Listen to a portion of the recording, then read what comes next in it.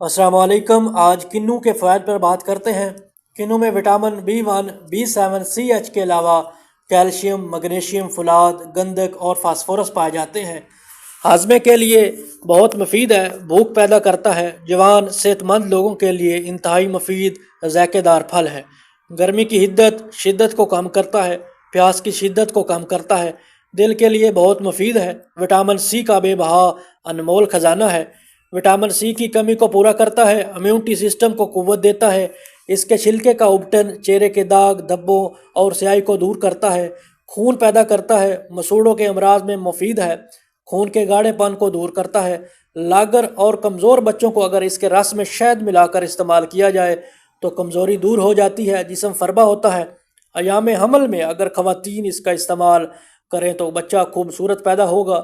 جن لوگوں کو بار بار ٹائیفائڈ بخار ہو جاتا ہے ان کے لیے مالٹے کا مسلسل استعمال بچاؤ کی ضمانت ہے۔ دائمی قبض کے لیے از حد مفید ہے۔ لکوریا کے لیے مالٹے کا رس اور شہد ایک چمچ ملا کر استعمال کیا جائے تو لکوریا دور ہو جاتا ہے۔ ساتھ گرم چیزوں سے پرہیز کرنی چاہیے۔ گردے اور مثانے کی اکثر بیماریوں کے لیے بہت مفید ہے۔